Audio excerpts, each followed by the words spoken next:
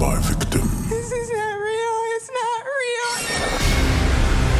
Candyman is directed by Nia DaCosta and it stars Yahya Abdul-Mateen II. It is the story of Anthony, an artist who is researching the backgrounds of someone named Candyman. He then meets William Burke, who tells him the true story behind Candyman. He then unknowingly opens a door to a complex past that unravels his own sanity and unleashes a terrifying wave of violence. Before I even start the review of the movie, I really do recommend that anyone who's watching this go and watch the original film from 1992. It's a really good film, and I feel like it will add a whole other level of context that will make you appreciate this film much more.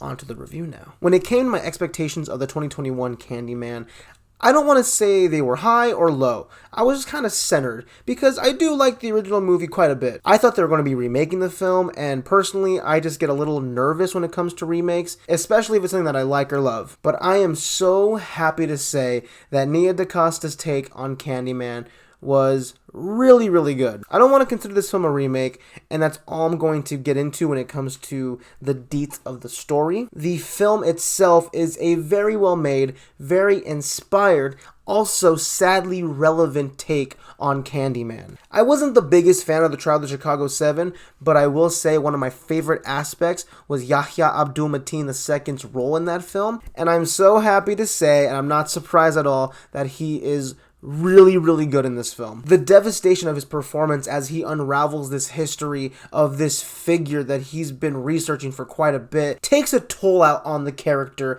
and it is portrayed so freaking well through Yahya Abdul-Mateen's performance. I've been a fan of Coleman Domingo since Fear the Walking Dead. Yeah, I watched it.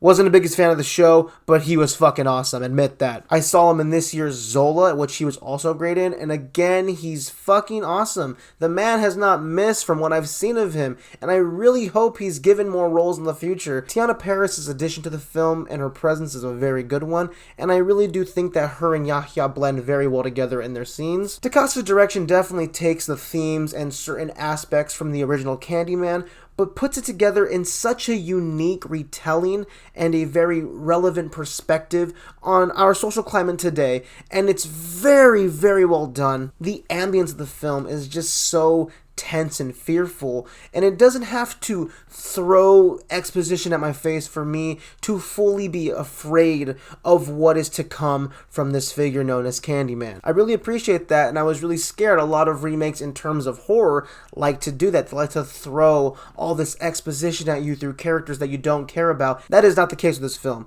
You care about the characters. You're afraid for what they're going through, and you're afraid of just the feel of being in this environment where Candyman takes his presence. And the way the film wraps around this idea that you don't know who Candyman is or what he does or why he does the things that he does really does drive home the narrative aspect and the thematic aspect in a very satisfying way. I would say the only problem I had with Candyman probably has to be some pacing issues. The way the film kind of speeds into the main character's descent into madness kinda is not believable in my opinion. It still definitely works in terms of the story, in terms of the themes, but I just don't feel like it really weaves together pacing wise. But that's probably my only problem I have with Candyman. I implore everyone to go watch this. Nia DaCosta kills it. Yahya Abdul-Mateen II, Tiana Paris, Coleman Domingo, they kill it. It's a really good film, and it's definitely going to be making my list of my favorite movies of 2021 so far. And I'm going to go ahead and give Candyman a 4 out of 5. Have you seen Candyman? If you have, let me know what you think in the comments. Go listen to my podcast, the Filmaholics Podcast, link in the description. Thank you so much for watching. Thank you so much for supporting, and please take care.